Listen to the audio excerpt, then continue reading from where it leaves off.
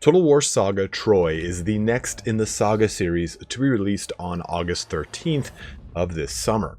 And in this video today, we're going to go over the combat system, the individual unit mechanics of both Hector's army and Achilles' army, and at the very end of the video, I'm going to give you my impression of what I think of the game so far. Now, this is a massive 40-minute video. I have a pretty long battle in here, about like 15-20 minutes, and I go through each army at about 15 or 20 minutes each. So I'm going to put in the description quick timestamps that you can jump to each thing, including my opinion. So basically you'll have Achilles' armies first, then Hector's army, and then I'll have the battle, and then you'll have my opinion all time-stamped in the description below. So if you want to just jump to those, you're more than happy to. I just really wanted to cover everything I could, and I do have a lot of very strong opinions about Total War Troy. I try not to focus on all the stuff outside of the game because I think we all have now heard about that, and we know we have our own opinions about it. There's, I guess, the best kind of silver lining to this is that we will be getting Steam cross-play by the time that this game does reach Steam. So that is a positive step in one way, but I think we all kind of know how things are other than that. So again, this video is focused primarily on the game itself, and let's just dive right in here to Achilles' army first. And here we are with mighty Achilles and his army. You can see it looking pretty spry over there. So let's take a look at Achilles first, and some of the interesting mechanics that they've done with heroes in this game. Now, what really excites me about this is that it takes a lot of the hero mechanics that we got with Three Kingdoms and smashes this into the Total War Warhammer 2 engine. And it makes for a pretty interesting, albeit exciting as well, portrayal of individual hero combat. So you have this bar here called Rage, and this event is pretty much your resource bar for your respective hero. Now, Hector and Achilles have this bar. I don't know if other heroes will have a different bar, but this is what we see right now. And this bar, as it builds up in combat, they can use these abilities like Terrify, which is good for melee defense. It's going to reduce melee defense and morale. We can see Divine Challenge, which is also going to allow me to basically lock someone else into a challenge for 45 seconds. They also get a little reduction to their armor. And we get also Cleave. I like this effect too. Take a look at this. You can see like where it kind of generates out from. Going to give 20 melee attack and 30% weapon damage. And if you're familiar with the Total War Warhammer 2 battle system, this should all look very familiar for you. Like I said, this is Total War Warhammer 2's engine, so thusly we get Total War Warhammer 2's battle engine here. Armor, melee attack, melee defense, damage, charge bonus, so on and so forth. Damage is a little bit different in this game. We'll go over that in just a little bit though. And then lastly we have Ares' Rage, which is going to increase his weapon damage, make him unbreakable, but also give him Berserk, which is the same thing as Rampage from Total War Warhammer 2. He's basically going to, it says right here, this unit will go Berserk during the battle. This makes them uncontrollable. It will automatically attack nearby enemies. And some of these will have little effects that it says, we'll see on Hector, a different one. But he also gets Blood of Heracles, which will basically give him rage over time, over 45 seconds, so it'll help generate his rage bar, so that Achilles can do a lot of offensive damage here. That's going to be the main difference between Achilles and Hector, is that Achilles is, of course, an offensive powerhouse, whereas Hector is very defensive, and you're going to see that reflected in both of their units. Also, there's this last thing called Aristia. My destiny has come, the gods of Olympus are by my side, may my enemies cower, and the poets forever sing the glory of this day. So as you get these Aristia points, you can then use this ability, which will increase armor, melee attack, it'll freeze his vigor, make him unbreakable, and make it so that the unit has no cooldown on his abilities. As you can see here, 120 seconds on this, 60 seconds on this, 90 on this one, and 180 on Divine Challenge. So using this will then drop that so I can use that as I see fit. Now also, when you hover over Achilles, we get this little helpful tooltip that tells us what exactly is different about Total War Warhammer 2, or I guess really any other Total War game, and what's going on. So we get unit health, normal. We get the stamina bar and the morale bar, again, normal and normal. Ammunition bar, nothing new there. But now we get vehicle health and status effects. So if I were to click on the chariots, I can see, you know, their relative vehicle health, their status effects as they apply to them. They'll kind of stack underneath there in that little triangular bottom portion. And what's going on with this unit. Same thing here with these, well, these are cavalry units of a vehicle per se. But what I also want to talk about now are these individual units of Achilles' army. And as you can see, it's pretty expansive and wide and big. I'll just kind of like make a hard point right now.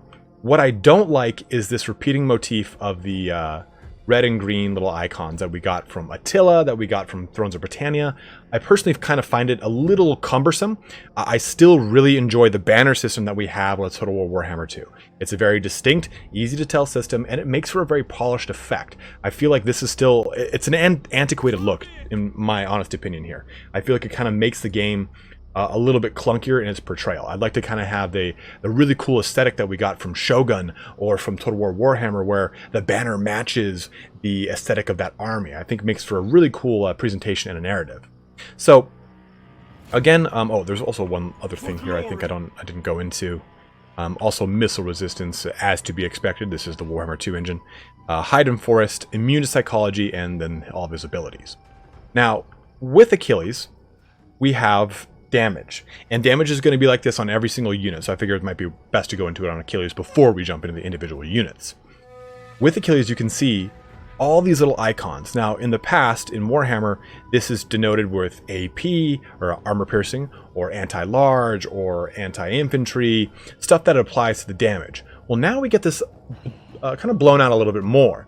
Weapon damage 220, armor piercing 260, bonus versus heroes 22, and attack interval 4 seconds. And these icons then correspond to that. Armor piercing, bonus versus heroes, and then reduced attack interval. So you get a better idea of how exactly your damage spreads out, but it gets pretty cumbersome, and we'll go into that further. Also, we can see he's shielded, and that blocks 55% of all missile fire hitting it from the front. And that's an important distinction, from the front, because we'll talk about that with some other units coming up here. Let's jump over to these spearmen. Here's your standard spearmen of Achilles' army here. Pretty cool looking. Everyone's pretty distinct and different. And again, they have shielded, but this time it's 60%. And they have hide and forest. There are different terrain types in this time. There's swamp, there's sand, there's shrubs. So you can take advantage of those terrain types. And one thing I will say about Total War Troy is that it is very, very dependent upon a lot of those terrain types. The game in general really hinges upon movement. It's way less of an upfront and personal style of game.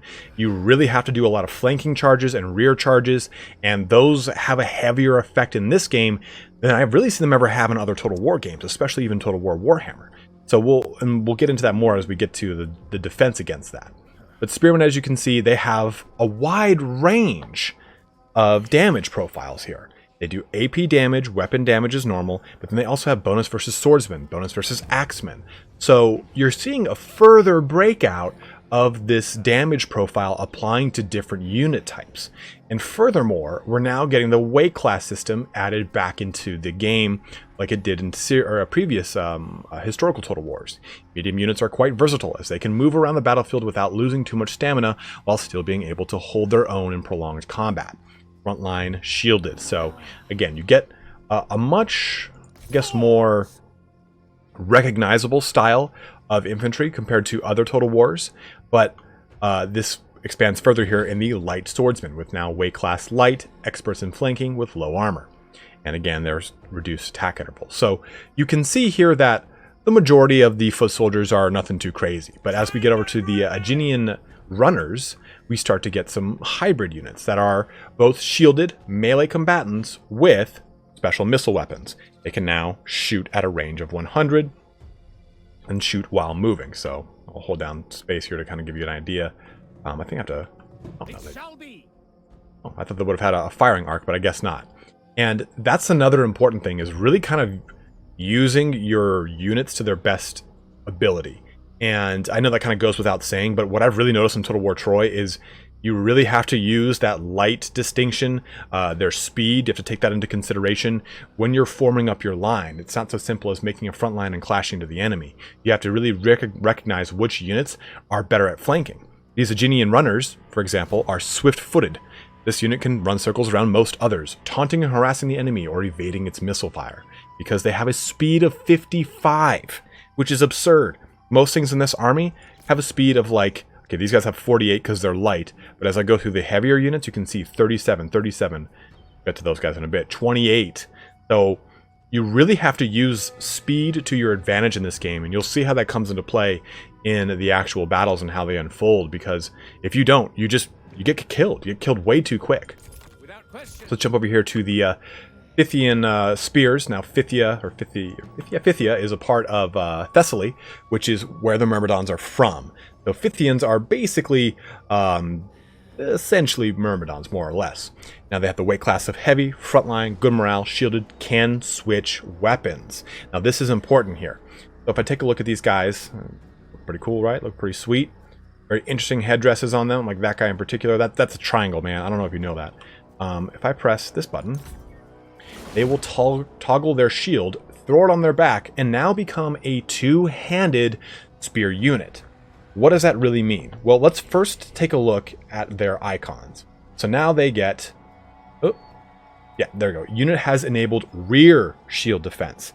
So rather than them taking less missile damage from the front, it now happens from the rear. In addition, they have two-handed melee, and now their profiles change. So they'll do 10 more weapon damage. They gain a bit in speed because they're not using a shield to kind of hinder them. They get more melee attacks, so they're more likely to hit now, and they get a vast increase on their charge bonus. But as a sacrifice here, they lose missile parry and melee defense.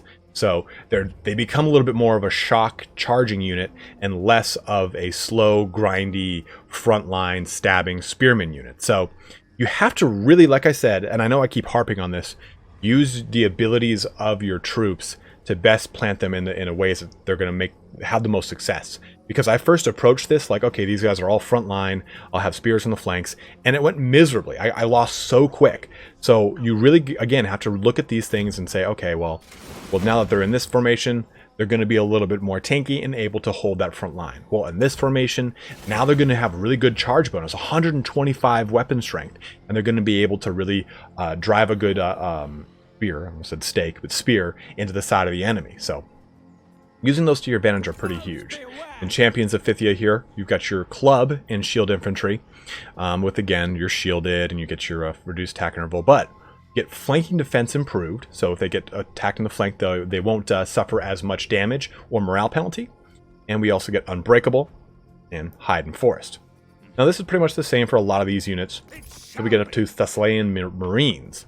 Now these guys are again very similar to the Aegean runners, in the sense that they are very fast, 55 speed on these guys. And they have stock right out the gate and flanking attack improved. So while the previous unit we took a look at, the Champions of Phthia, they have flank attack defense, these guys have an improvement to attacking in the rear. Or, I'm sorry, in the flank. So you want to use the fact that they've got stock, you want to use the fact that they have a high speed and flank into your opponent. If you throw these guys in the front line, they're just going to die. They have 35 armor with a melee defense of 35. So they're not the most stocky of units, as to be expected from a light, expert in flanking, charger, swift-footed unit. But we get over here to the renowned Phythian spears, which are very similar to just the Phythian spears, but they now have a lot more damage characteristics. So they do bonus versus large, swordsman, and axeman, as well as a good AP bonus, and they get flanking defense improved. And they have that really cool ability where they can switch their shields onto their back and do a little more damage in the front. Now, of course, I guess we didn't talk about the pelagic Thessalians as well. I guess you could look at these Thessalians as Marines, more or less. Pelagic, means of the sea. And these guys are a little bit more beefy version of the Thessalian Marines. A little bit higher armor, a little bit higher health, better morale, so on and so forth. And they get the flanking attack improvement as well as stock. So just a stepped up version of these guys over here that we talked about a second ago. Now, what army of Achilles would be complete, though, without outright Myrmidons? And here we go with the spear fighting Myrmidons. And these guys are very quick for a medium weight class unit. 42 speed on these guys, 50 melee attack, and 52 melee defense. So they're really in it to win it when it comes to prolonged combat and really holding the line, because they also have immune to psychology and unbreakable. And just like you see with, Dwarf Slayers, for instance, if the battle's lost, these guys are still fighting until the bitter end. They get flanking defense improved, as well as two-handed melee that they can swap into with the press of a button, as before. Now the nice thing too is that they also get the ability to throw javelins. You can see here ammunition and range as well, and they have armor piercing javelins no less. So they have 25 AP on their missile units, and then when we look at their actual damage, I'll switch back to the shield because that damage profile changes, of course. They do a bonus versus large, 15, 14 to swordsman, and 14 to axeman. So, and oh, of course, how could I forget the Myrmidon swordsman? Same thing here for the most part, just swords rather than shields. I'm sorry, swords rather than spears, with also immune to flanking and flanking attack improved, as well as hide and shoot while moving, because they also have that javelin throwing capability. With javelin throwers here in the very front, very basic units throwing javelins down the line, with chariots on the rear here, giving us some nice kind of AP anti-large advantages here with these chariots. Just like they are in Total War Warhammer 2, you just kind of use these to cycle charge in and out of combat. And then lastly, we have the centaurs. Now, the way that Total War Troy is approaching all of the mythical and fantastical elements of the Iliad is that they are making their quote-unquote historical representation. So these centaurs are represented by a nomadic people that dress in, I guess you could say, horse accoutrement on their upper bodies.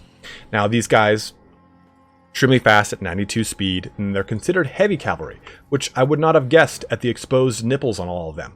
But still, that gives us some AP damage of 10 and a basic weapon damage of 28.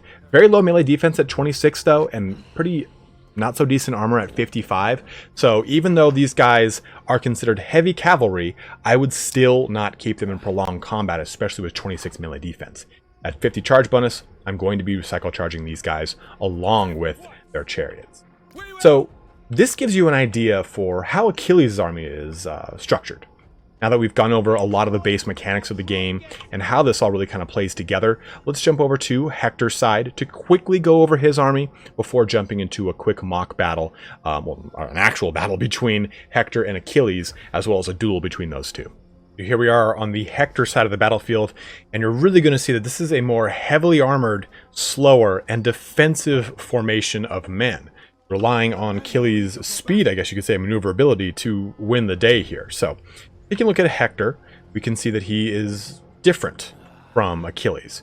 His abilities, Vanquish, armor, gives speed, armor-piercing damage, and a charge bonus to Hector himself and allies in range here for within 40 meters and a rage cost of 50. I really like that display out from them every time there's either a beneficial, which is blue, or not beneficial, which is red. You'll see that when we talk about the Minotaur.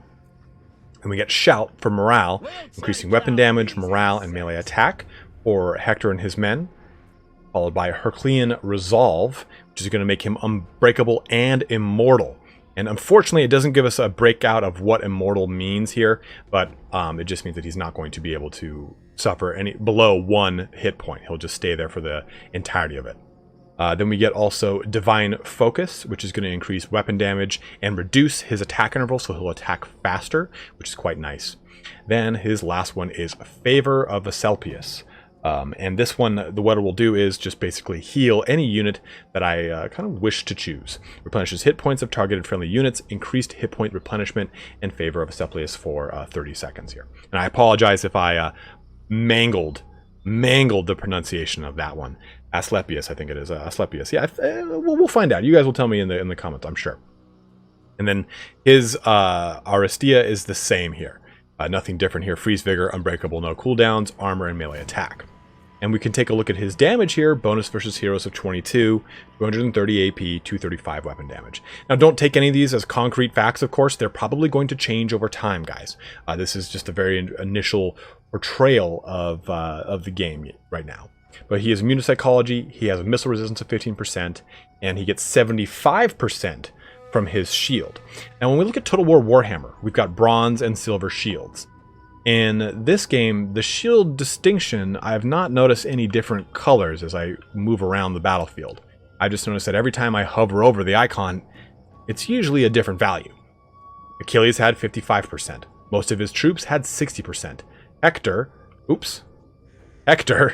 Hector has 75%. So again, a more defensive character, less focused on outright aggression and more focused on supporting his units and buffing them up. So when we take a look at the rest of his army, though, we get spear fighters, which are very similar to the Marines, the Thessalian Marines on the other side of the battlefield. A little bit slower. They have 48 speed, and their damage profile applies mainly to bonus versus large and AP, and they can't stock or anything cool like that.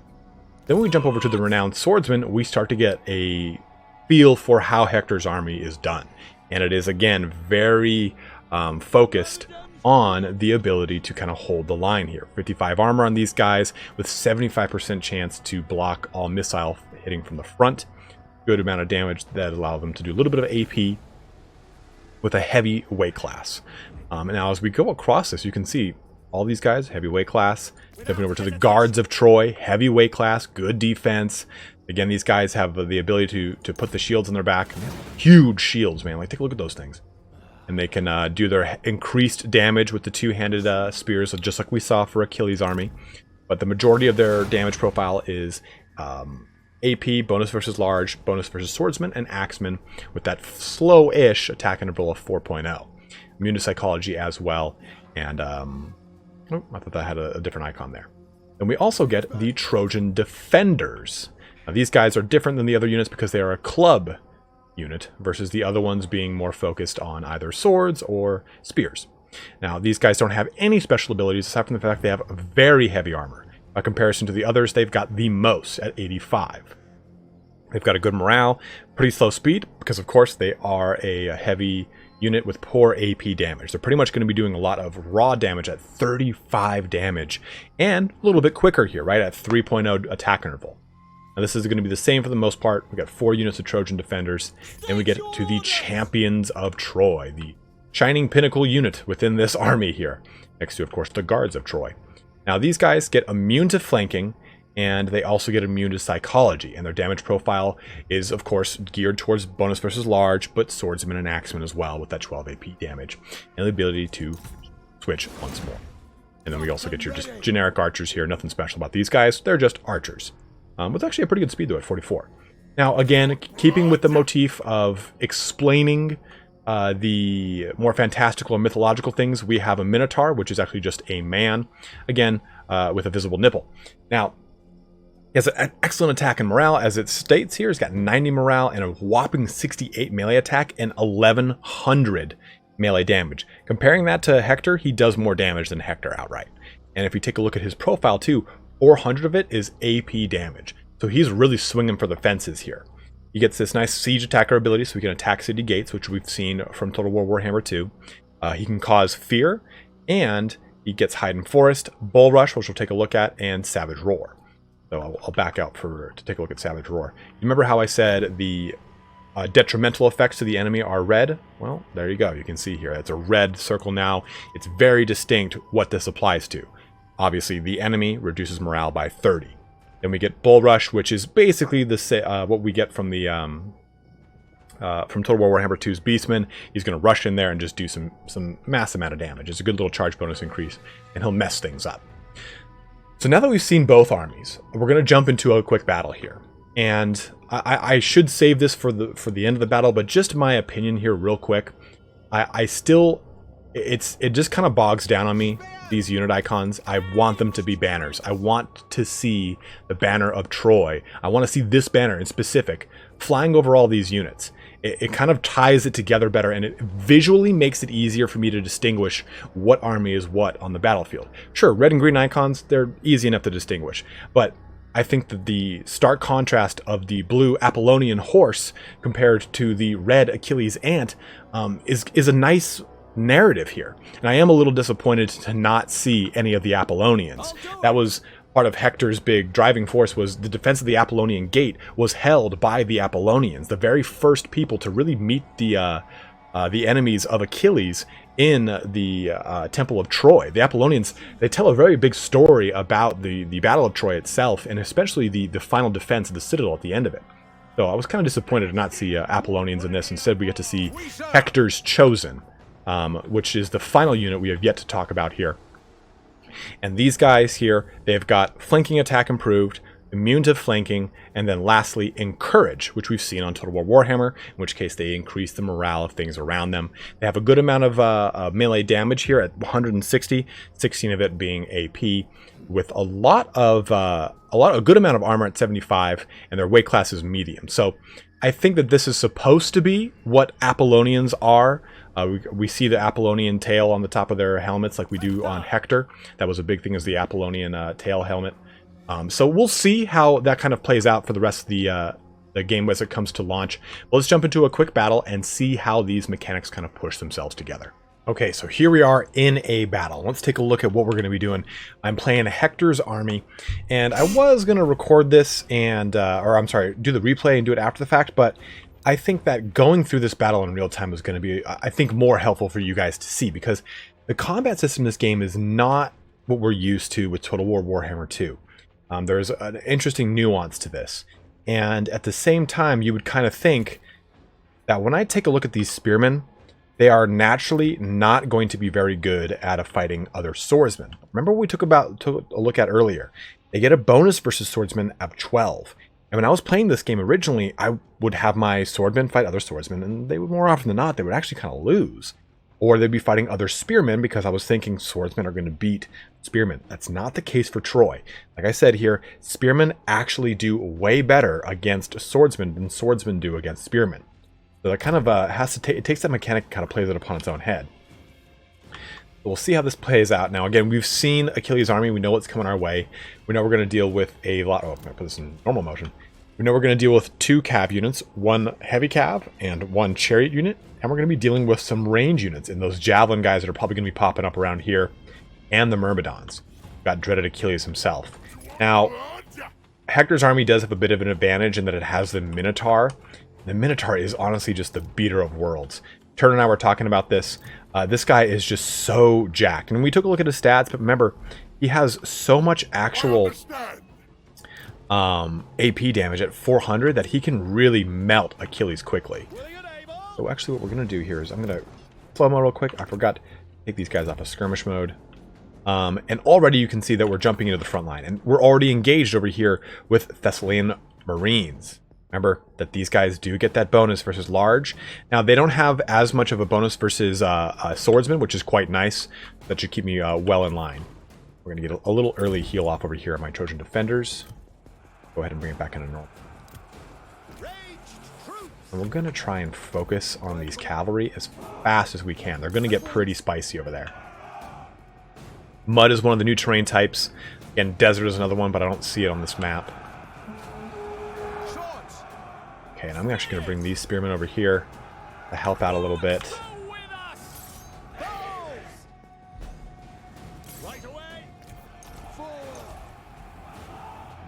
There is Hector's over here defending this line.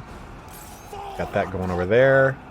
I'm actually going to pop them into their normal attack mode. For this guy over here, pop them into their normal attack mode. And I do have this unit of spear fighters that I'm waiting to see what we can already see. Like we already got this unit of spear fighters down and out. We'll bring these guys over here to help out with these guys. Keep jumping in that situation over there. Slow down a little bit to take a look what we got. So I'm going to wheel these guys around. Do some flanking action. Remember how I said flanking is a really big part of this game? Really do have to focus on it as much as you can. So we're going to take the Minotaur over here and jump right into that battle. Pull these guys out of that combat, because that's not going to be good for anybody. Get these guys firing again into those Savage Centaur warriors. Now, Hector's Chosen are going to help us out. Now, we don't want them to fight spear-fighting Myrmidons. Remember what I said about those dreaded... the bonus versus swordman of 14. So I'm going to want my Hector's Chosen to help out right here. Bring Hector in to help out with Achilles. Bring this down. My guy's running into combat over there. We're going to get a good shout in just a second.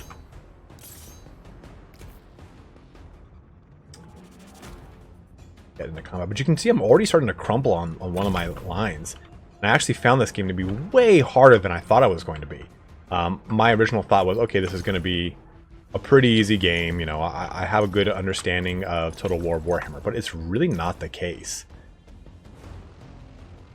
crumpling over here. All my archers, you guys got to go like that, and you guys got to go like this. For shooters, willing and able. Fortunately, this unit on the far left is going to get completely focused down. But I've got some unit of spears coming out here to help out against these reinforced chariots. Okay, did you see that right there? This is the Arestia. Now, my guy is building up his right now, and as it goes through his action. So here, in order to perform one, the hero must gather enough Arestia points. It is earned by using battle abilities and generating rage. Arestia can be used only once per battle. So as I do those abilities, it'll allow me to build up more. We'll use Divine Focus here, get a good bonus to our weapon damage, and a reduction to our attack interval. I think we can actually use this. This might be bugged, but we should be good to go. Go ahead and keep going. We'll do Vanquish, which will help us out with some armor here in a big, nice area around me. Without hesitation. Okay, this into the rear, rear, and rear over here. Focusing on Achilles as best we can. Yes, I can. Archers doing their thing. So, just to kind of look at this a little bit too. You can see the sync animations and kills going on here. And that Minotaur is pretty hot and heavy. Like I said, that guy does a lot of damage. And they actually might be in the middle of their challenge. No, it would say that Hector's his challenge is up on both of us. It would lock me into place. If I can actually take Hector and move him out of this and push him over there, and take the Minotaur and keep him involved, he'll actually do a ton of damage. But we've gotten some nice rear charges here onto these renowned swordsmen, onto these spear-fighting myrmidons, and again, those myrmidons are so brutally strong. So trying to get a good rear onto them was very important. Well, let's actually get these guys in myrmidons. We've got some spearmen over here that have recovered. And really taking a look at the map is an important thing too. You might accidentally send units out, and they go and get involved in some chase. It's kind of like when you're playing with Skaven in Total War Warhammer. You always want to check your periphery, make sure units are involved in fights. So, I mean, what I really don't like so far is that Achilles is this big, ham hock of a legendary character. And he's losing pretty handedly to, albeit the Minotaur's involved in this, but I've played some fights where it's just the two of them fighting, and he's won pretty easily. So it's actually kind of an upsetting situation, to be totally honest. We'll wait a little bit longer. Arestia is almost ready, and we'll focus on that when it goes through. Ranged troops, head up. Right there. Get that into there. Making it happen. Okay, let's actually... Oh! Jump over here, and I'll show you Arestia one more time. We'll press this button, and boom! Cool divine light. It's kind of like the way I've looked at it says, "My destiny has come, the gods of Olympus are by my side. May my enemy cower and the poets forever sing the glory of this day." It reminds me of the way the Iliad is kind of talked about and how Athena kind of shows her favor to portions of the Greeks, and Apollo shows his favor to portions of the Trojans, and how there's this revolving divine conflict in behind the actual martial conflict, which I've always found pretty fun and interesting about the narrative of Troy. So it's interesting to kind of see that brought to life in those mechanics. The Myrmidon swordsmen and everything are just going to make short work of stuff over here, but luckily we have freed up some stuff. We're going to move in over there. We'll go and help out our bro. Spear fighters, jump back in that fight, please.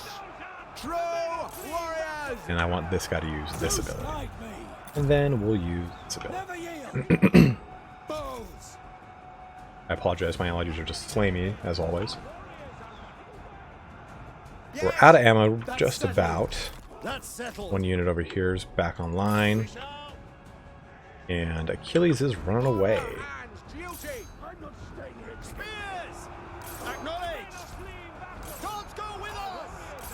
say? Destroy Hector. Those spearfighting myrmidons are really like a huge benefit. Like, they are so strong. These guys are done chasing the GN runners off with these spearmen.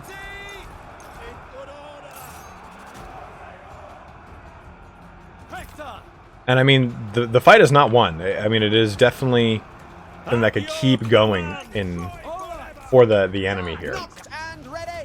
We'll take our archers now. Go into the rear here. Achilles is coming back. Trying to hurt their morale over here. Jump into that rear. Swords! Gods go with us! Onward! In good order! Divine might! There we go. I agree. I want this Minotaur back at Achilles.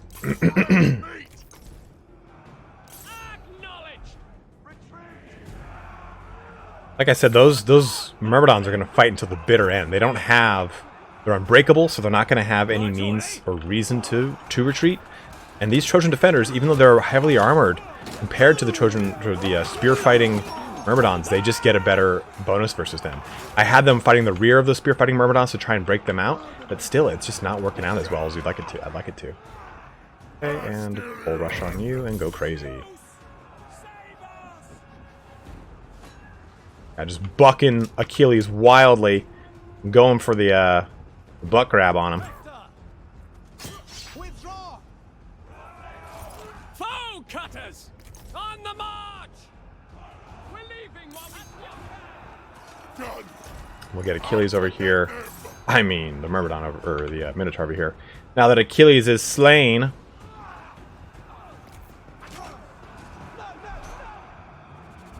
Archers, ready!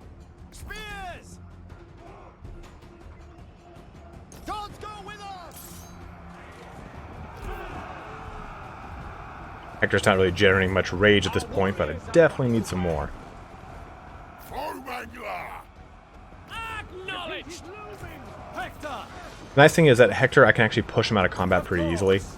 Forward! Like that. Works. I will! Our warriors are running away! Pull back! I'm not staying here to get you. Ranged troops! Spears!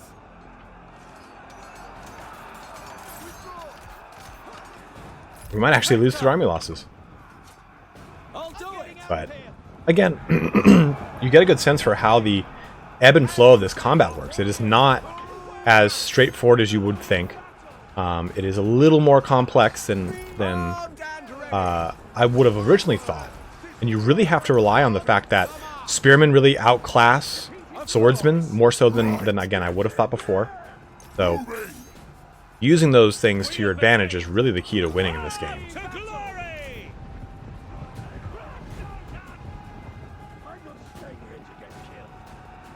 Much as I want to heal. Healing costs nothing, so we'll do this. Charge bonuses in. Then we'll... He still has a pocket of Myrmidon swordsmen coming for me over here.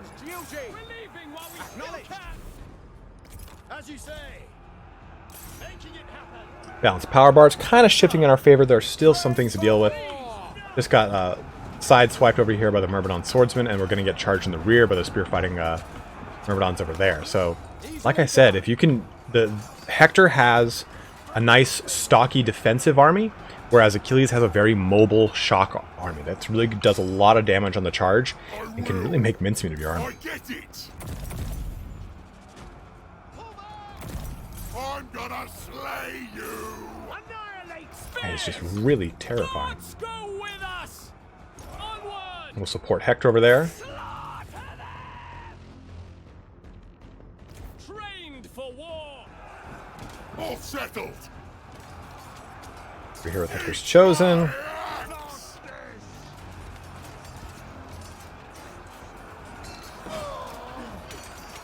Finally starting to whittle them down little by little. And these guys are going to fight until the bitter end. Hector!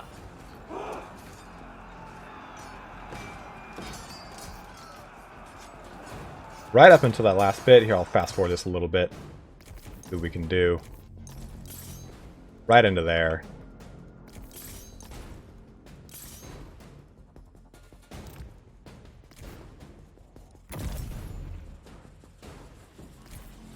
And the Savage Roar's not going to do much for these guys because they're Myrmidons. That's all that's left.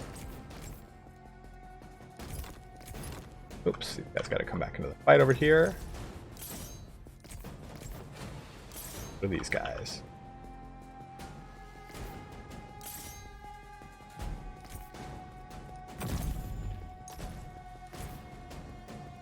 But even though it's down to the wire here, I mean, it's not as super conclusive as you would imagine. Because these guys are all unbreakable, they're just going to stay in it to win it, just like you would see with, like, oh, see, my guy even, Hector even got routed. I get it. Very well. Still bringing man all the way back from the periphery here. He is broken. See what happens over here with these spear fighting Myrmidons. They all get anti-large bonuses. Speed it up a little bit more. So you can watch that balanced power bar. It's just ticking forward, ticking back, ticking forward, ticking back. Spears. Come on. Hector's back over here. Gonna get a heal on him. Don't falter. Keep tight.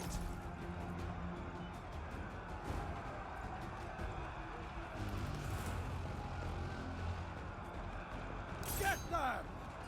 Jump onto these guys real quick. And this will heal everyone around me too, which is nice. Right then. Omangler. Hector. Battle hardened. Kill them all. Yes. Now this one's really down to the wire here. The men's Hector is broken. See me shine. So that'll make him immortal, so he won't actually die. The Minotaur's starting to flee off here. Balance power bars again, shifting. Get everyone in this fight. And the Myrmidons, I think, will win it just by war of attrition here at the very end. Rage bars kind of flickering back and forth as we take damage and deal damage, but you hopefully get a really good idea now of how the combat mechanics for Total War Troy work. Now I've gone ahead and just cut off the rest of that. I unfortunately lost because the Unbreakable Myrmidons ended up dealing me the final blow. So the real question is, what are my impressions of Total War Troy? Well, I'll gotta be honest with you, a lot of the things that I really don't like about the game are just too much added complexity into the Total War Warhammer 2 formula. The light, medium, heavy distinctions, all the bonus versus axemen, swordsmen, and then the breaking of the standard kind of template we've seen from normal Total War games, where my swordsmen and axemen now don't do really good damage against my spearmen because my spearmen actually counter them. And now there's a bonus versus heroic.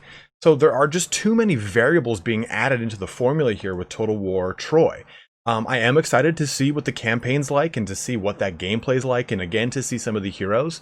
I don't think that I'm really as stoked about the historical representation of mythology. I'd rather just see that level of mythology played out. Give me the big old cool Hydra, give me a cool Minotaur, so on and so forth. I guess the argument could be made thusly though, why not just go play Total War Warhammer?